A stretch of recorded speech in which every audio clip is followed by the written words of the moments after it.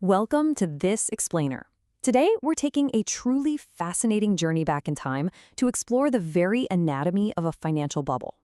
We're going to look at that wild intersection of economics and human psychology, drawing directly from Charles Mackay's legendary historical accounts in Extraordinary Popular Delusions and the Madness of Crowds. If you've ever wondered how an entire society can seemingly just lose its collective mind over a financial asset, well, the blueprint was actually drawn over 300 years ago. Okay, let's dive into this with a profound observation from Mackay that really sets the perfect stage for our whole discussion.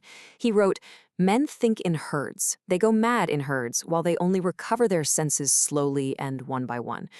It's just a brilliant insight into crowd psychology, right? When the prospect of sudden, effortless wealth is introduced, our rational mind often just gets completely trampled by the herd.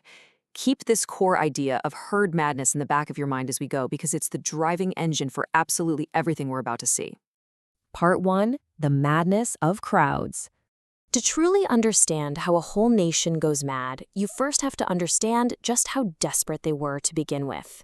The year is 1715. King Louis XIV has just died, and while he's remembered for his military campaigns and his absolute power, he actually left France in a total financial catastrophe. The public despised his memory because he had literally taxed and spent the country into oblivion. France was crushed by 3,000 million, or 3 billion, lives in national debt. To put that massive number into perspective, the government's total annual revenue was only 145 million livres, but their annual expenses, 142 million. That left a grand total of just 3 million livres to pay the interest on a 3 billion livre debt. The math was completely impossible. The Duke of Orleans, who was acting as regent for the child king, was absolutely desperate for any solution to save France from total ruin. Section 2. John Law's Grand Scheme. When a country is on the absolute brink of bankruptcy, they tend to look for saviors in some pretty unlikely places. And honestly, they don't get much more unlikely than John Law.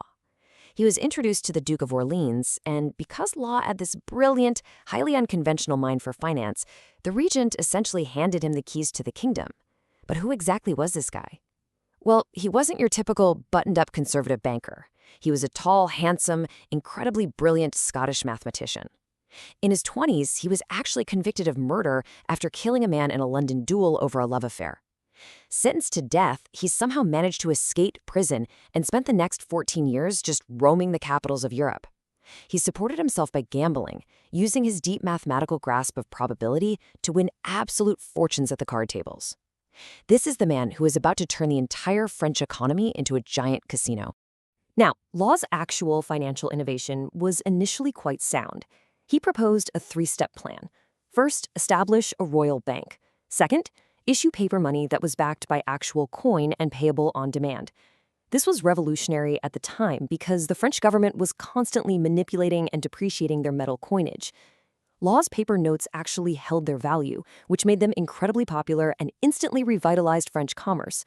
Trade boomed, taxes were paid, and Law looked like an absolute genius. But then came step 3, the creation of the Mississippi Company. Section 3, Inflating the Mississippi Bubble. Because Law's paper money was such a massive success, the regent figured, hey, if a little paper is good, a mountain of paper must be better, right? So Law's private bank was taken over by the state, and they began printing money with reckless abandon. But this newly printed money needed a place to go, and Law provided the perfect speculative vehicle. The Mississippi Company was granted unimaginable privileges. They were given an exclusive monopoly on trade to Louisiana, which everyone back then believed was just overflowing with literal mountains of gold and silver. They also got monopolies on trade to the East Indies, China, and the South Seas. And, if that wasn't enough, they were made the sole farmers of the nation's taxes and the sole coiners of the nation's money. It created this irresistible illusion of boundless, infinite wealth. Now, what's really interesting about this slide is the sheer audacity of the promised returns. It was staggering. The shares were technically priced at 500 livres, but you could buy them using depreciated government bonds that were in reality only worth about 160 livres. Yet Law promised a yearly dividend of 200 livres per share. Think about that. That is a massive 120% profit on the actual market value every single year. Naturally, public enthusiasm turned into an absolute frenzy. When 50,000 new shares were offered, over 300,000 applications poured in. Section 4, Peak Frenzy and Folly. The entire nation became heavily intoxicated by this.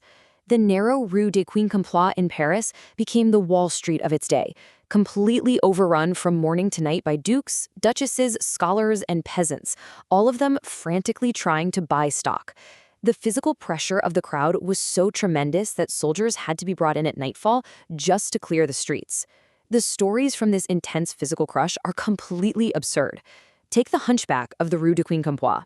With no tables available in the packed streets, this man made a massive fortune, reportedly 200 livres a day, simply by standing in the crowd and renting out his hump as a writing desk so eager stock jobbers could sign their contracts.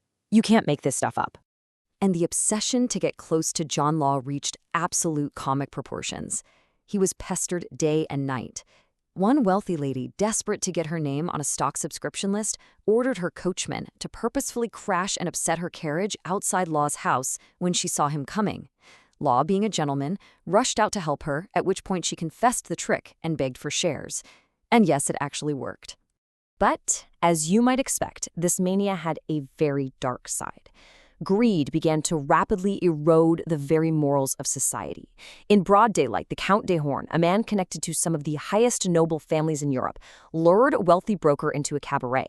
Along with two accomplices, he brutally stabbed the broker to death simply to steal his portfolio, which contained 100,000 crowns in Mississippi bonds. Despite his powerful noble family literally begging the regent for mercy, the Count was executed in the public square. The sheer thirst for paper wealth had turned a nobleman into a butcher. Section 5, the inevitable crash. So the crucial point is that the higher the stock price went, the more paper money the regent printed to keep the party going. But eventually, the most astute investors, the smart money, realized that the supposed gold mines in Louisiana were complete fiction. They quietly started converting their paper millions into actual gold, silver, and jewelry, and smuggling it out of the country. The math finally caught up with the illusion. By 1720, there were 2,600 million livres of paper notes circulating, but the entire physical coin supply of France was only half that, 1,300 million livres. If even a fraction of the population demanded gold for their paper, the whole system would instantly collapse. And sure enough, the panic began. The government became absolutely desperate to maintain the illusion. In February 1720, an edict was issued forbidding any citizen from holding more than 500 livres in gold or silver coin. Buying jewelry was completely banned. Informers were promised half of whatever hidden gold they found. It was, literally, financial tyranny. Neighbors were spying on neighbors, and the government was violently forcing the public to accept worthless paper instead of precious metals. But tyranny couldn't stop economic gravity. The timeline of the collapse is incredibly rapid. In February, hoarding coin was criminalized. By May, the government was forced to admit the paper was vastly overvalued and decreed a 50% depreciation. By the end of May, the bank completely stopped payments in specie. The whole system just shattered. John Law, once the most powerful man in all of France, narrowly escaped being torn to pieces by an angry mob and fled the country in a post-chase. He left nearly a beggar, having ironically invested his own profits not in foreign gold, but in French land, which was promptly confiscated. Let's move to and see how this builds in Section 6, the contagion spreads. You know, the madness of crowds rarely stays contained in just one country. You would think that seeing the complete and utter destruction of the French economy would serve as a massive warning sign to their neighbors, right? Well, you would be wrong. Right across the English Channel, an almost identical scheme was brewing. The South Sea Company, originated by the Earl of Oxford back in 1711, struck a deal to take on millions of pounds of the English government's national debt. In exchange, they received a monopoly on trade to the South Seas, the Spanish colonies in South America. Just like the Mississippi scheme, wild stories of limitless gold from Peru and Mexico captivated the English public. South Sea stock rocketed from 130 to 300 and eventually over 1,000, creating an unparalleled manic frenzy in London's Exchange Alley. Very few people saw through this massive delusion. Robert Walpole was pretty much the lone voice of reason in the English House of Commons.